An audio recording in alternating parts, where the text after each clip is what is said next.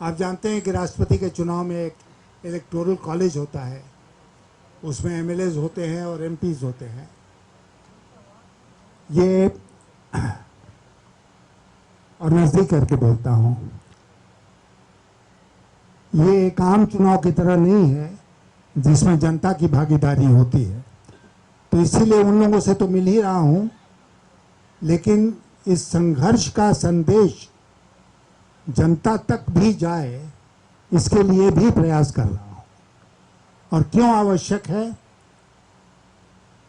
इसलिए आवश्यक है कि पहले की चुनाव की तुलना में, राष्ट्रपति चुनाव की तुलना में इस बार का जो चुनाव है वो बहुत एक असाधारण परिस्थिति में हो रहा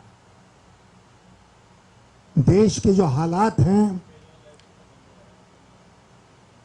वो आपको भी पता है, हमको भी पता है। एक अजीब खौफ का वातावरण है, डर और भय का वातावरण है पूरे देश में। कोई हिंदू है तो मुसलमान से डरा हुआ है, मुसलमान है तो हिंदू से डरा हुआ है। समाज को सांप्रदायिक ढंग से बांटा गया है और ये दोनों मिलकर डरे हुए हैं सरकार से, और खास करके सरकारी एजेंसियों से। मैंने प्रशासन और पब्लिक लाइफ में 60 साल गुजारे हैं। 60 years is not a small period of time.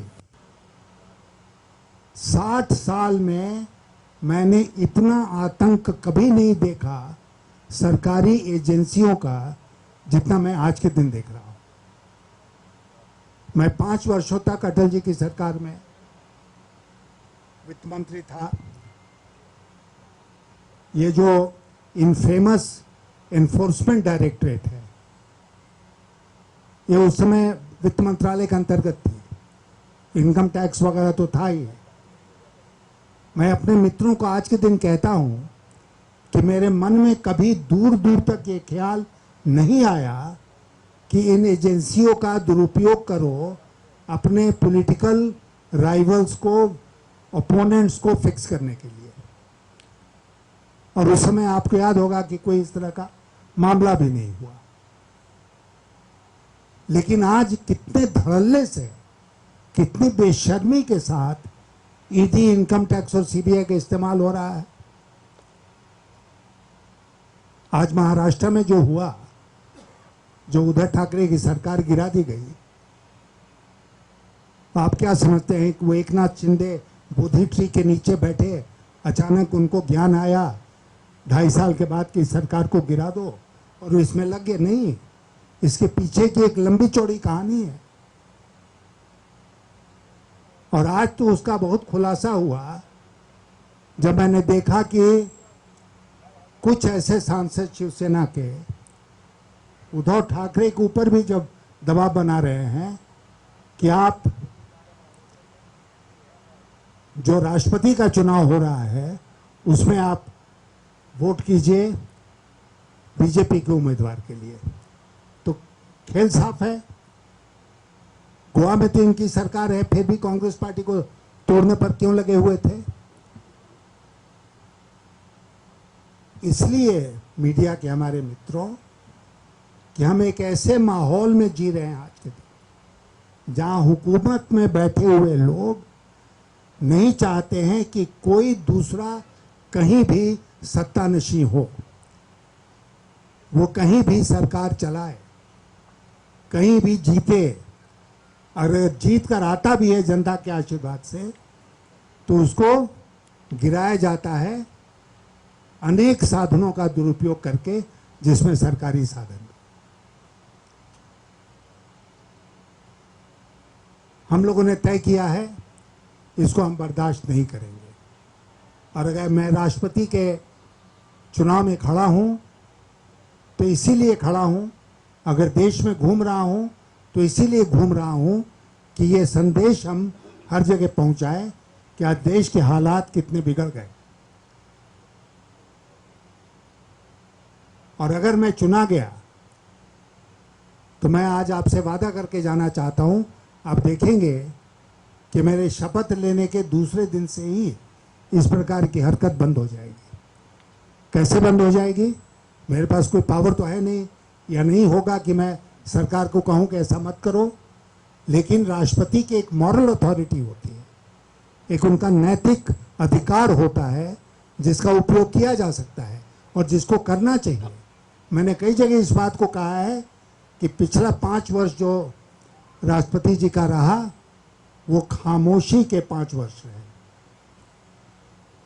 और अगले 5 वर्ष जो होंगे, अगर मैं नहीं जीतता हूं इस चुनाव को और बीजेपी को उम्मीदवार जीतती हैं, तो वो रबर स्टैम्प का युग होगा। आप में से जो लोग इन चीज़ों को फॉलो करते हैं, आपने देखा होगा एक बहुत ही प्रभावशाली तस्वीर है। 2007 में प्रतिभा पाटिल जी कांग्रेस पार्टी से अपना नामांकन दाखिल उन्होंने किया था, फिर चुनाव जीती और पहली महिला राष्ट्रपति इस देश की बनी। उसकी एक तस्वीर है। डॉक्टर मनमोहन सिंह प्रधानमंत्री हैं, वो बैठे हुए हैं, और भी नेता लोग बैठे हैं जिनको कुर्सी नहीं मिली, वो बैकग्राउंड में खड़े हैं, और प्रतिभा पाटिल जी खड़ी होकर अपना नामांकन रिटर्निंग ऑफिसर को दे रही हैं। ये 2007 का चित्र है। 2022 का चित्र क्या है? 2022 का चित्र है कि कई नेता वहां पर हैं, भारतीय जनता पार्टी के प्रधानमंत्री जी भी हैं। प्रधानमंत्री जी खड़े होते हैं, उम्मीदवार खड़ी होती हैं, और प्रधानमंत्री जी नामांकन रिटर्निंग ऑफिसर को देते हैं। उम्मीदवार अपना नामांकन खुद नहीं देती हैं। तो ये जो दृश्य है, ये आने वाले 5 वर्षों की कहानी पहले से ही बता देता है कि क्या होने वाला है।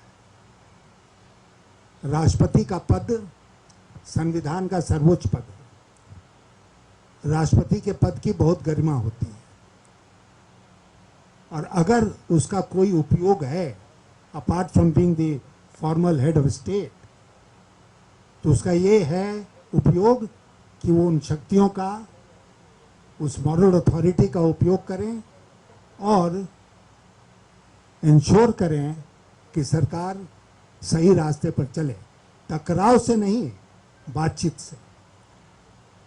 और राष्ट्रपति अगर प्रधानमंत्री को बुलाकर कोई मशविरा देता है, तो किसी भी प्रधानमंत्री के लिए उसको पूरी तरह से नकारना मुश्किल होगा।